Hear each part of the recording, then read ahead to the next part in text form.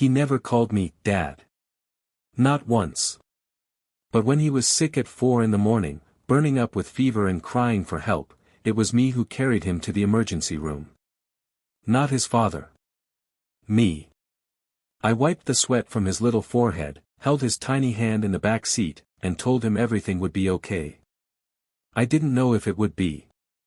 But I couldn't let him feel alone. My sister died when he was just 2. And her husband, his father, vanished a week after the funeral. No note. No goodbye. Just silence. I was 28, still figuring out my own life, but I couldn't let that child go into the system. He had my sister's eyes.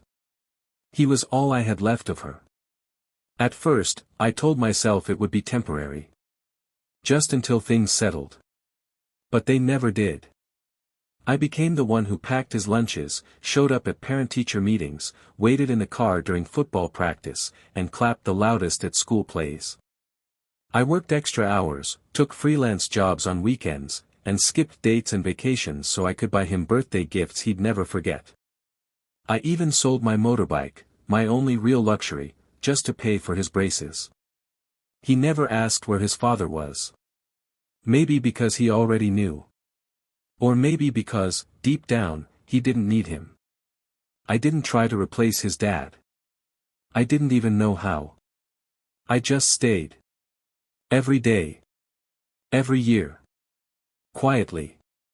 Lovingly. Constantly. So when he turned 21, and I saw that familiar man suddenly show up, with a smile, arms wide, calling himself Father, I felt something I hadn't felt in years. Something cold, ancient, and final. I knew what was coming. And I knew I wouldn't fight it. Because real fathers don't beg to be chosen. They just are. I was 28 when my phone buzzed at 2:17 in the morning. My mother's voice sounded hollow, "She's gone." The words weren't sharp, they were slow, relentless pulses of grief. My sister Lena died. She had been sick for months, yet hid it until stage 4 cancer was impossible to ignore. Even in pain, she refused to burden anyone. Lena passed away leaving behind a 2-year-old boy, her son, Liam, and a husband named Evan, who stood somber at the funeral. Exactly 7 days later, Evan disappeared without a word. No notes. No calls. Nothing. Social services phoned me within hours. The paperwork said, temporary custody.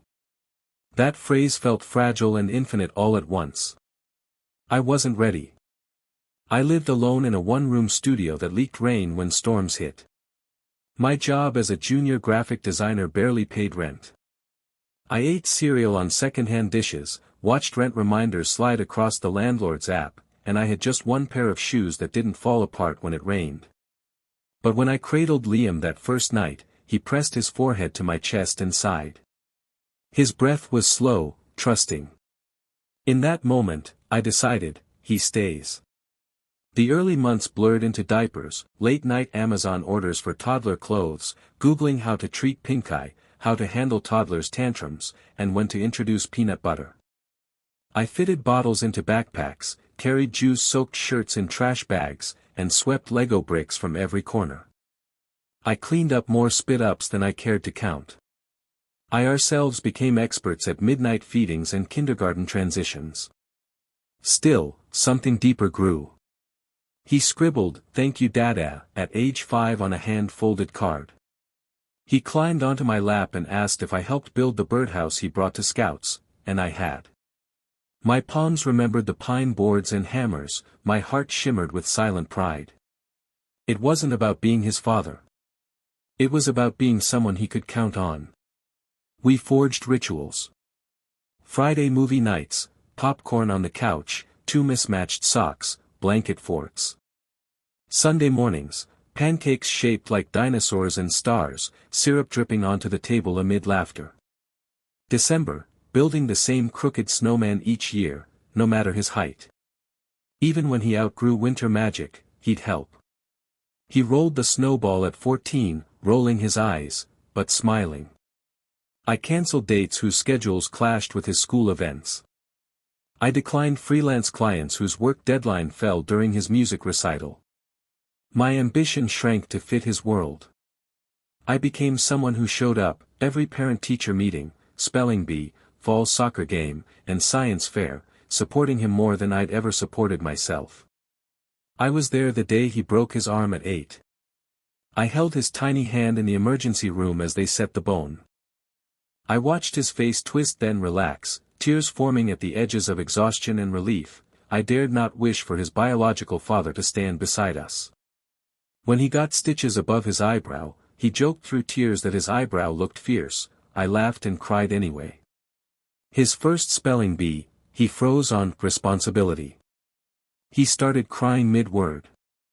I hugged him tightly after, whispering, "You were brave just to stand there." He looked me in the eyes and asked quietly, "Dada, do you think I'll ever meet my real dad?" My throat went dry. I swallowed and replied, "If you ever want to, I'll help you." He nodded once. Serious, resolute. Through his adolescence he joined robotics club, played guitar, tinkered with electronics, built a drone in the woodshop. He had Lena's amber eyes and curly hair. When he concentrated soldering wires at age 16, I watched from the doorway, chest tight with pride. When the college acceptance letter arrived, we both cried. I cried for him leaving home and for the life we'd built together. At graduation, he hugged me and whispered, "I wouldn't be me without you." I didn't speak. I stayed silent a moment longer, holding his shoulders tight. I'd never spoken ill of Evan. I wanted to leave his absence untainted. Silence preserved a space for hope. Maybe Evan would fix it. But silence also protected us.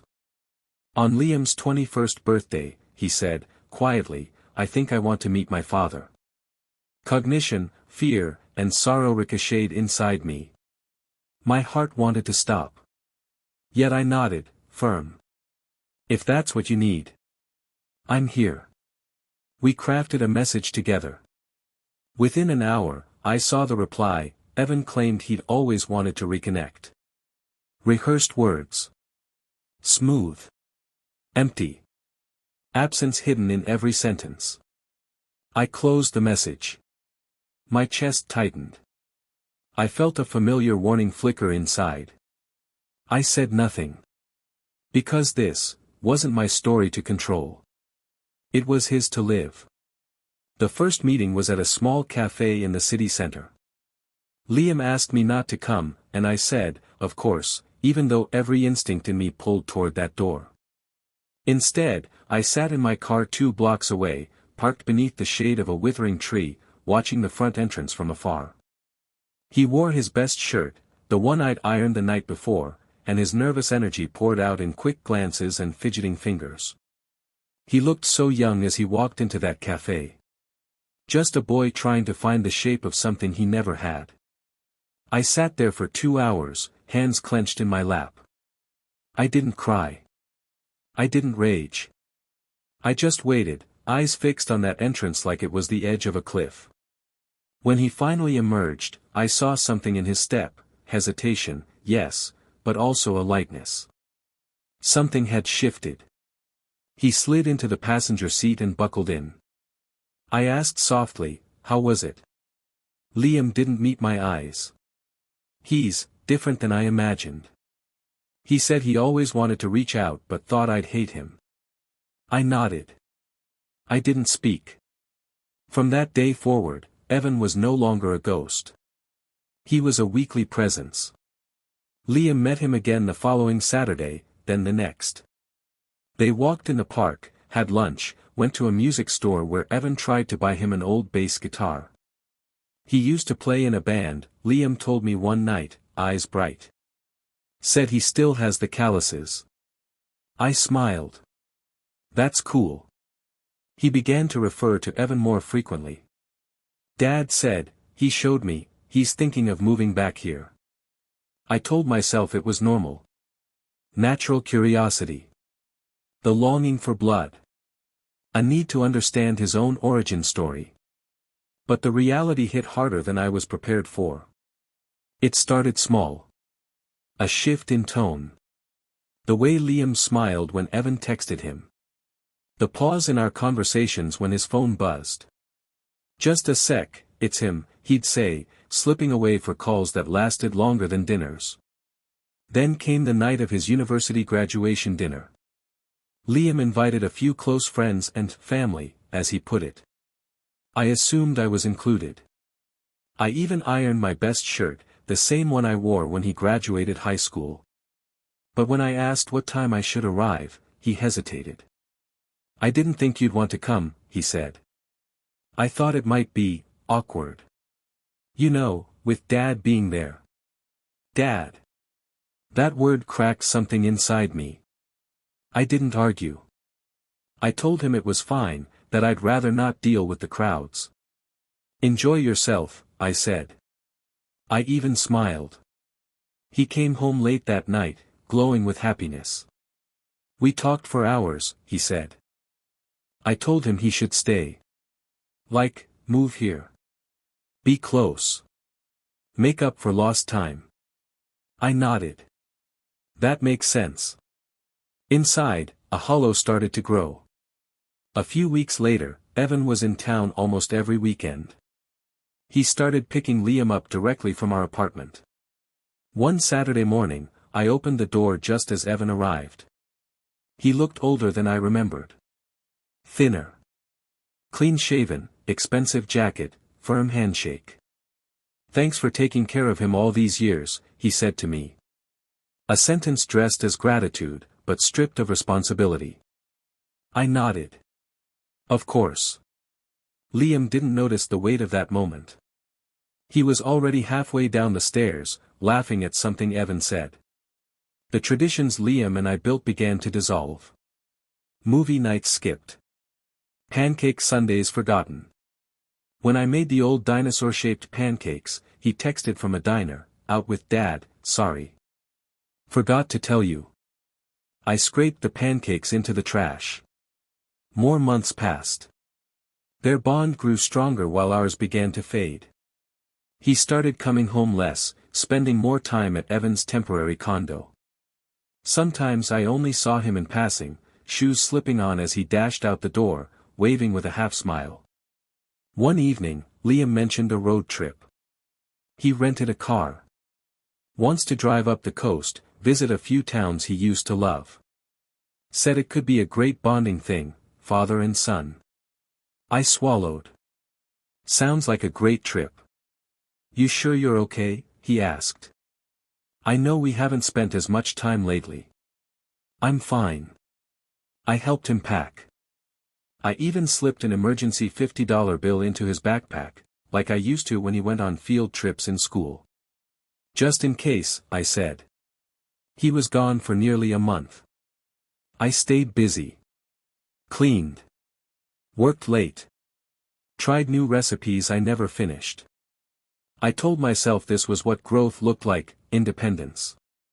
Separation. When he returned, his face was sunburned and happy. He showed me photos, sunsets, roadside diners, goofy faces.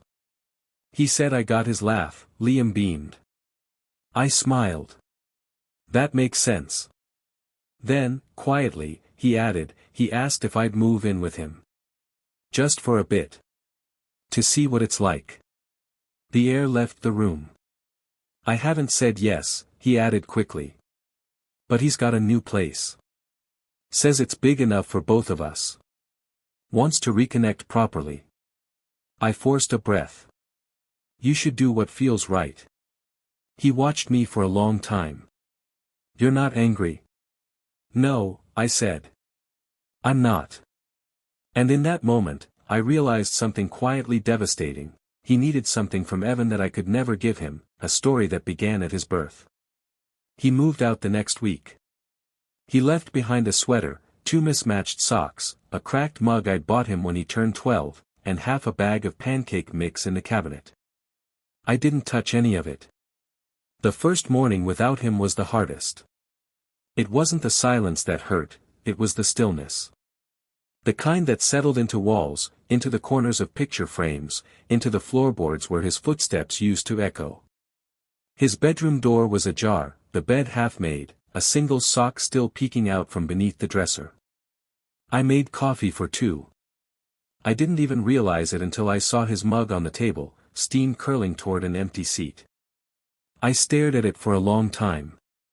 Let it cool.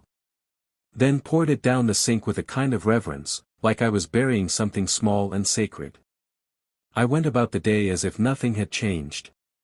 Cleaned the apartment, vacuumed the hallway, watered the plants. It felt like theater, like I was performing the life I used to have. The radio played in the background, but I couldn't tell you a single song. That afternoon, I opened the cabinet and saw the cereal he liked. I stood there, staring at it, hand resting on the box. I didn't throw it away. Just quietly shut the door. He didn't text that first day. Or the second. On the third, I sent a simple message, "Hope you're settling in well. Let me know if you need anything." He replied with a thumbs up. I stared at that tiny icon longer than I care to admit. I told no one he'd moved out. Not my mother, not friends, not coworkers. When people asked about him, I smiled and said, "He's great. Busy with school, growing up fast." They believed me. The evenings became longer. I'd turn on the hallway light as night fell, not because I needed it, but because I always had. Some irrational part of me believed that one night, I'd hear his key in the lock. That he'd walk in, tired, asking what was for dinner. That he'd sit on the couch and pretend to complain about the movie I picked. But the door stayed closed. The photos started appearing online. Liam and Evan at a baseball game, both in caps, both grinning. A post about learning to barbecue the way Dad used to. Another one of them assembling a bookshelf, arms dusted in sawdust, captions filled with laughter. Things we used to do. I watched from afar.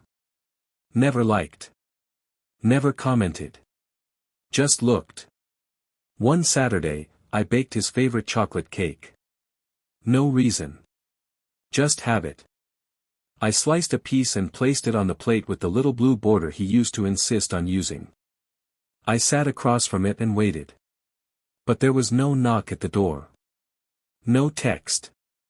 No voice calling, "That smells amazing." Eventually, I covered the cake, put it in the fridge.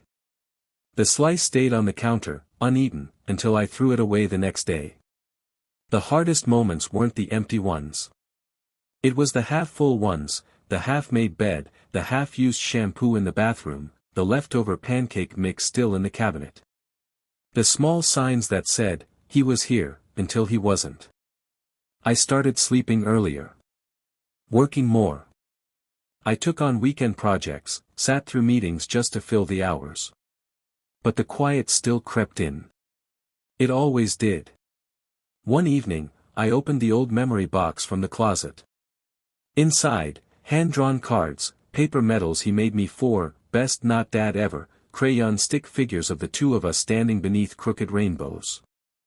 I sat cross-legged on the floor, surrounded by paper, by glue stains, by the soft ghosts of tiny hands. I didn't cry. I just ran my fingers over the drawings, whispering the names of each memory like a prayer. I had raised him. I had been there. Every scraped knee.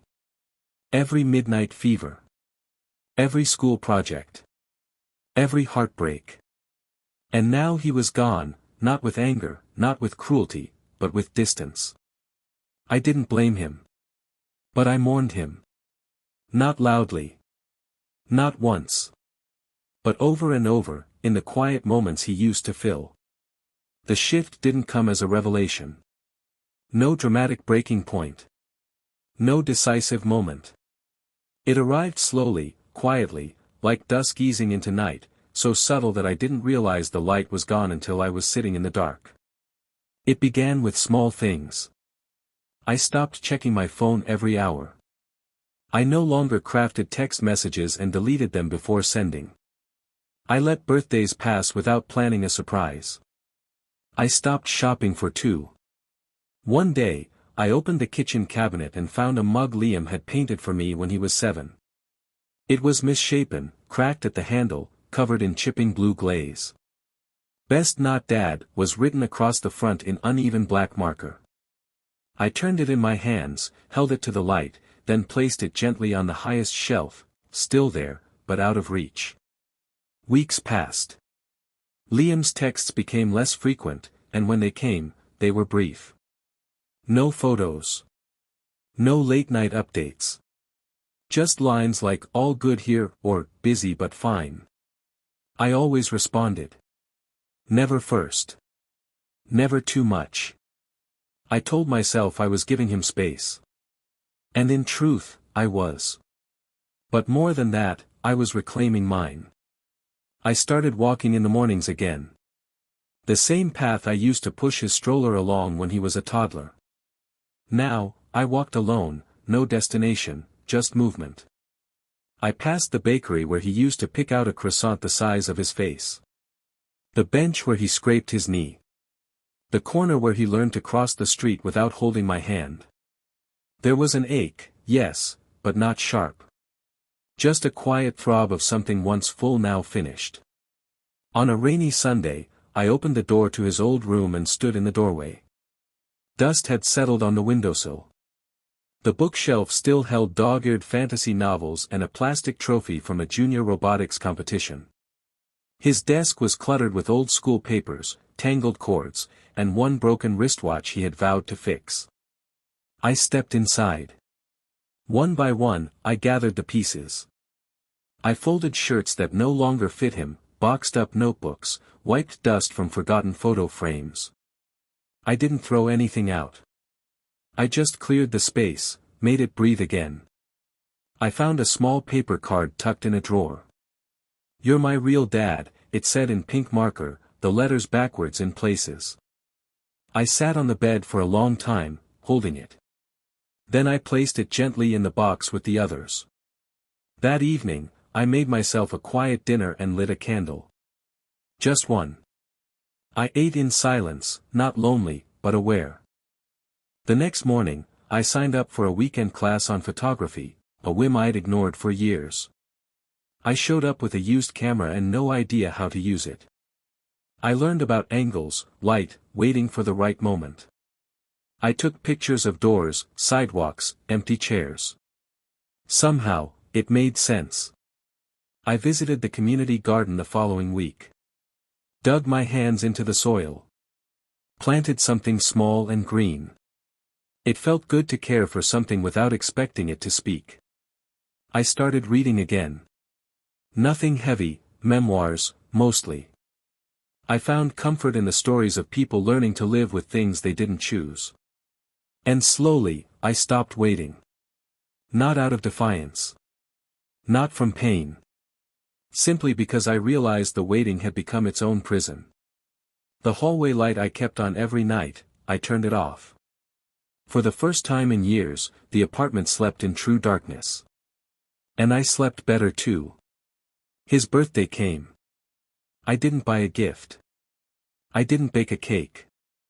I sent a short message, "Happy birthday. Wishing you peace and good things ahead." He replied later that day, "Thanks. Hope you're doing okay." I didn't read it twice. There was no dramatic change. Just space. Breath. A quiet return to myself. I stopped measuring my worth by how often he called. I stopped wondering what Evan had that I didn't. The truth was simple and hard, he wanted a connection to the man who gave him his name. I had given him my time. My presence. My life. And maybe that was enough. I began to see it not as a loss, but as a gift. I had been chosen, not by biology, but by circumstance. I had stepped in when it mattered most, and I stayed long after anyone else would have walked away. That legacy, though unseen, would not disappear. Love given with no condition doesn't vanish. It lives. Quietly. Faithfully. I didn't need him to return to prove that. I didn't need him to say it out loud. I knew what I had been. And I was finally ready to live the rest of my life without needing anyone else to confirm it. It started, as many endings do, with nothing. No argument. No slammed door. No final message. Just a long, steady drift, like a boat slowly untethered from shore. I didn't announce my withdrawal. I didn't make a scene. I simply stopped holding up the invisible scaffolding I'd maintained for years, the quiet systems, reminders, payments, and reassurances that kept his world balanced without him ever knowing it. I let them go. His music streaming plan. Cancelled. His data plan that had been tacked onto my account for convenience. Separated, handed over. The automatic car insurance payments I'd been covering, until he found his footing. Discontinued. There was no ceremony. I just stopped being the net beneath his life. At first, Liam didn't notice. Or maybe he did and assumed someone else had taken my place. Evan, perhaps. That seemed likely. But Evan wasn't me. I'd always known that. The first ripple came with a phone call on a rainy Tuesday evening. "Hey, weird question," Liam said, sheepish. "Did the health insurance change? I tried scheduling an appointment and it said my premium's overdue." "I handed over the account last month," I replied calmly. "You should have gotten an email." "Huh. I must have missed that." There was a pause, one that wanted me to fill it. I didn't. He cleared his throat. "Okay, no worries. I'll figure it out." "I know you will." A few weeks later, another call. This time, about his car registration renewal. "It's just, the site's confusing," and I thought maybe. "I used to handle that, but it's under your name now," I said. "The DMV should have emailed you the link." "Oh. Right. Let me know if you need a walkthrough," I offered. "But it's pretty straightforward." He didn't take me up on it. Slowly, the pattern emerged, things were falling through cracks he didn't know existed, because I had been quietly sealing them for over a decade. I wasn't cruel. I didn't ghost him. I replied when he reached out. But I no longer anticipated needs. I no longer offered before being asked. Because he no longer saw me. And the people we stop seeing are the ones we start losing. It didn't take long for Evan's name to fade, too.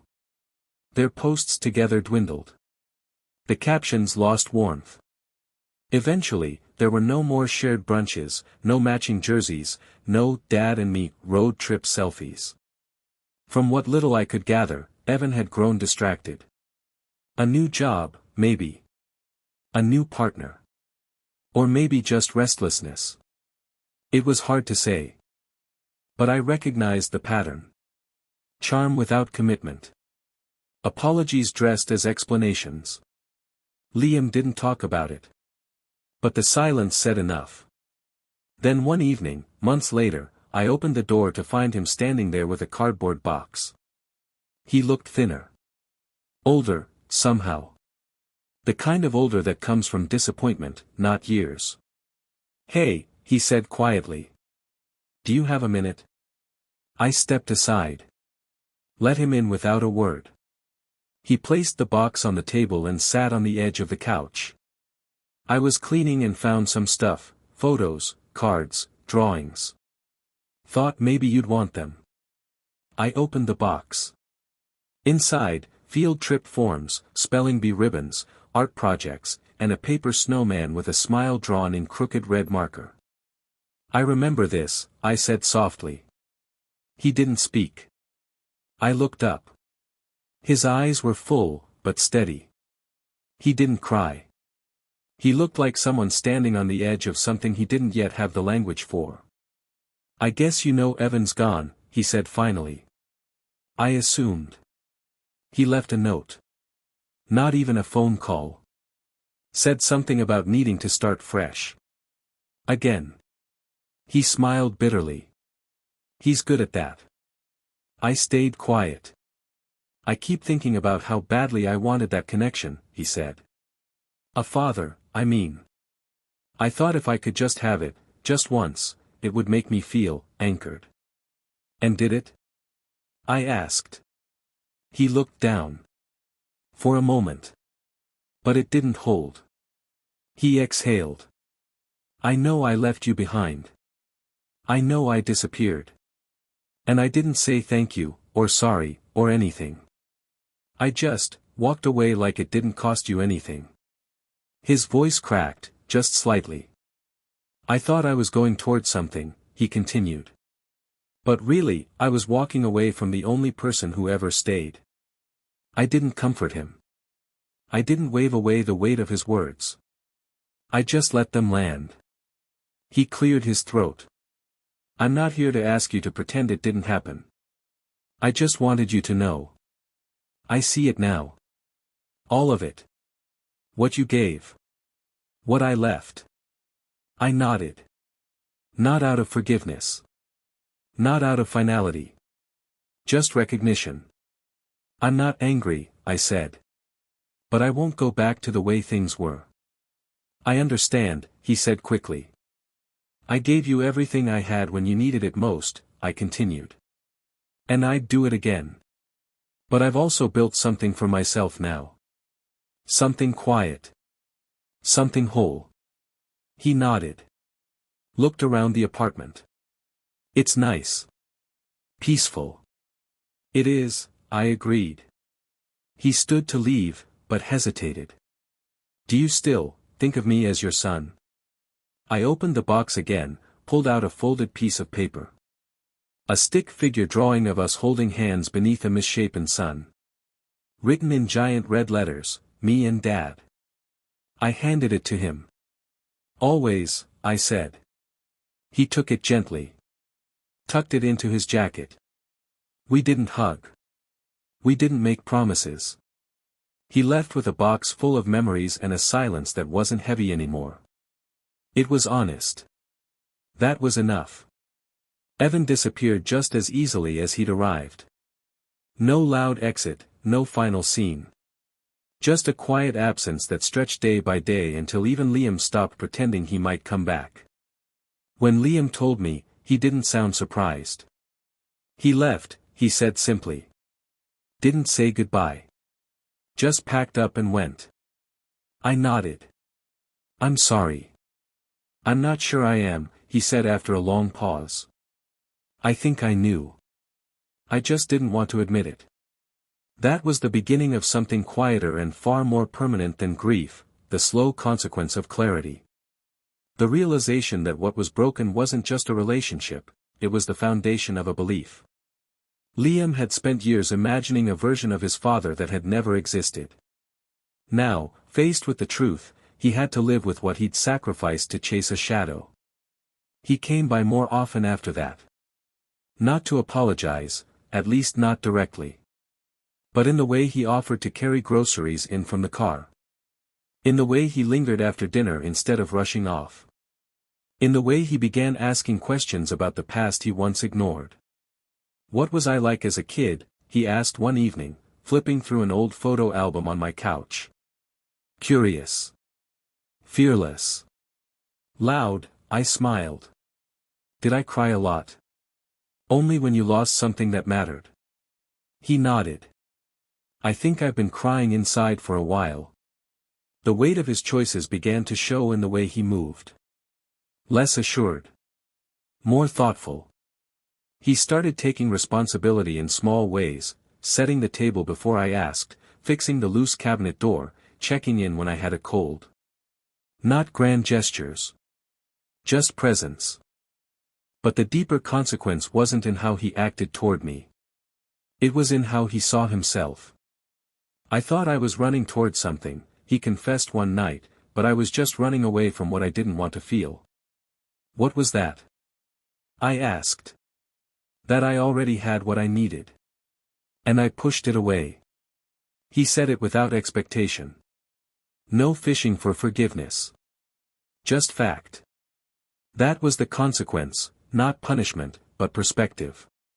He had tried to rewrite his story, only to realize that removing one chapter unraveled the entire book. At work, people still asked about him.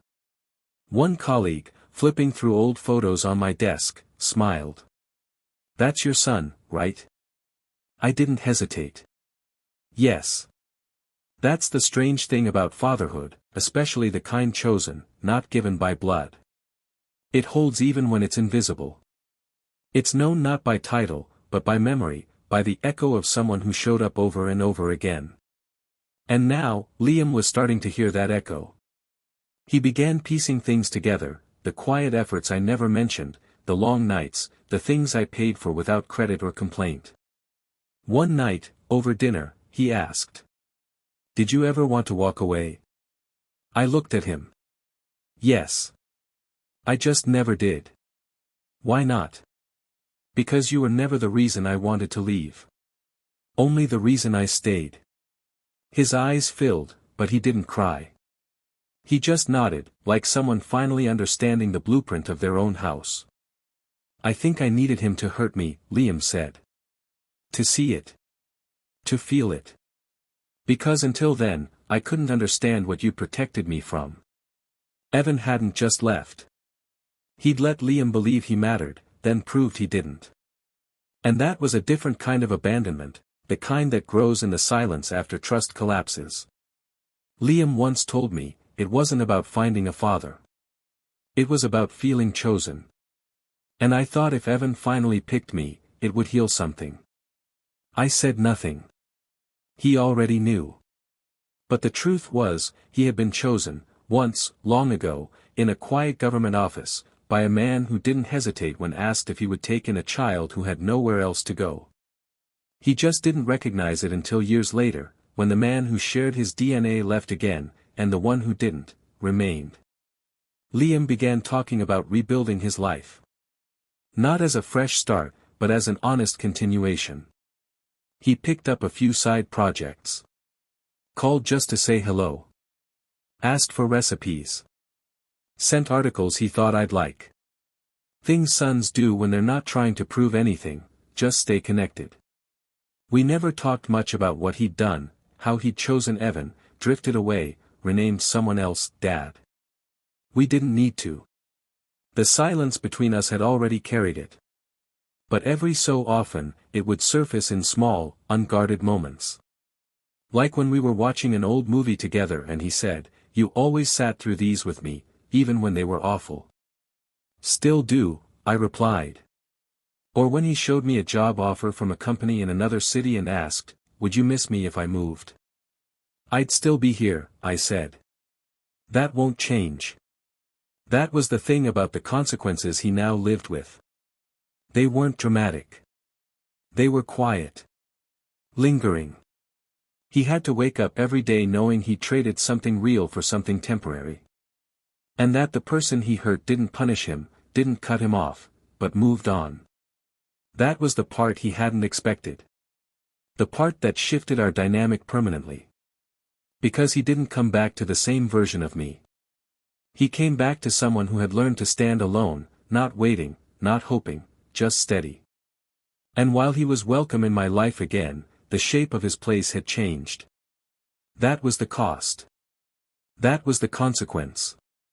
It happened on an evening just like the others, calm, uneventful, dust settling along the window ledge as the sun lowered itself behind the houses across the street. Nothing about the day hinted at change. But I felt it, somehow. The kind of shift that sits in your chest before it takes shape. Liam arrived with a bag of groceries and 2 cartons of soup. "I figured you probably haven't eaten," he said, setting things on the counter like he belonged there. "I always eat," I replied, but I let the lie settle. Lately, my appetite came and went with the wind. He moved around the kitchen with the comfort of memory, placing things in the same drawers, reaching for the same mismatched bowls. But there was a hesitation in him. Something cautious in how he stood, how he kept glancing at me, waiting. We sat down to eat, and for a while, the room was filled with nothing but the sound of spoons against porcelain. Then, without lifting his gaze, he said quietly, "Can I ask you something real?" I nodded. Do you think I'm a bad person? The question didn't surprise me. But the way he asked it did, with no defensiveness, no pretense. Just bare truth. No, I said. He finally looked up. But you were disappointed. Right? Yes, I said. But that's not the same thing. He pushed his bowl aside. I keep replaying everything I did, the way I left, the way I ignored you. I convinced myself it was about discovery, about understanding who I am. But I think I was running from guilt. From the weight of how much you did for me. I didn't speak. I thought if I could rewrite the story, if Evan turned out to be what I imagined, I wouldn't owe anyone anything. His voice cracked. But I was wrong. I lost time. I lost pieces of myself I can't get back. You didn't owe me anything, I said slowly. Not love. Not loyalty. Not even a name. I didn't stay because I expected something in return. Then why did you stay? I folded my hands in front of me. Because I promised myself I would. That no matter how tired I got, no matter how lonely it felt, I would never let you carry the weight of someone else's absence. He sat back. And then I left anyway. Yes. A long silence stretched between us. I keep thinking about all the things I never said, he whispered. I think about them too, I said. Another pause. I called him Dad, Liam said, voice soft. More than once. I thought it meant something. That the word would somehow make up for all the years he missed. It didn't, I said. He shook his head. No. It just made me feel emptier. There was no anger in his voice, just a kind of hollow honesty. And that, more than any apology, was the confrontation I'd been waiting for. He wasn't here to ask for forgiveness. He was here to hand me the truth and trust one wouldn't throw it back at him. I'm not here to undo it, he said. I know I can't. I just need you to know that I finally see it. All of it. You didn't just raise me, you carried me. Quietly. Constantly. And I left like it didn't cost you anything. I stood up, walked over to the shelf by the window, and picked up an old photo. Him at 8, missing teeth, wearing a crown made of cardboard we'd cut together. I handed it to him. This is who I stayed for, I said. And I don't regret a second of it. He held the photo for a long time. But I'm different now, I added. Not angry. Not bitter. Just, clear. I won't pretend nothing happened. I won't reopen the door exactly as it was. He nodded. I understand. You can be here, I said. But not by returning. Only by showing up, as you are now. Not as the boy who left, but as the man who chose to come back. He swallowed hard. I can do that. We stood in that fragile quiet for a moment, him with the photo in hand, me with my arms crossed, steady but not cold. Then he said it. Not loudly. Not dramatically. But clearly. I'm sorry. I nodded. Thank you. He set the photo down gently, like it was glass. I don't want to lose you again, he said. You didn't lose me, I replied. But you did lose something. And rebuilding it won't look like what you remember. He took a deep breath. I know. We walked together to the door. Not side by side, but not apart either. When he stepped outside, he paused. I used to think I had to call someone Dad to make it real, he said. But I was wrong. It was always you. Even without the word. I looked at him for a long moment. Then maybe the word was never the point. He gave a small, almost broken smile. See you soon. I'll be here. He turned and walked down the steps, slower than usual. This time, I watched him go, not out of longing, but out of peace. Then I closed the door and stood in the quiet. He hadn't asked to be let back in. He'd asked to stand beside me, and that, I realized, was all I ever wanted. Peace didn't come with a grand gesture. It didn't arrive on a certain date or after a particular conversation. It crept in slowly, quietly, like the tide returning to the shore after a long storm, soft, patient, and steady. My days began to feel full again. Not with noise or company, but with presence. With breath. I got used to cooking for one without sadness. I went to the market and stopped lingering in aisles where his favorite cereal used to be. I started choosing meals I liked, not ones I thought he might want if he came over. Liam began visiting again, not often, but regularly. Sometimes he stayed for tea. Sometimes he left books or returned tools he'd borrowed long ago. There were no big apologies, no heavy words.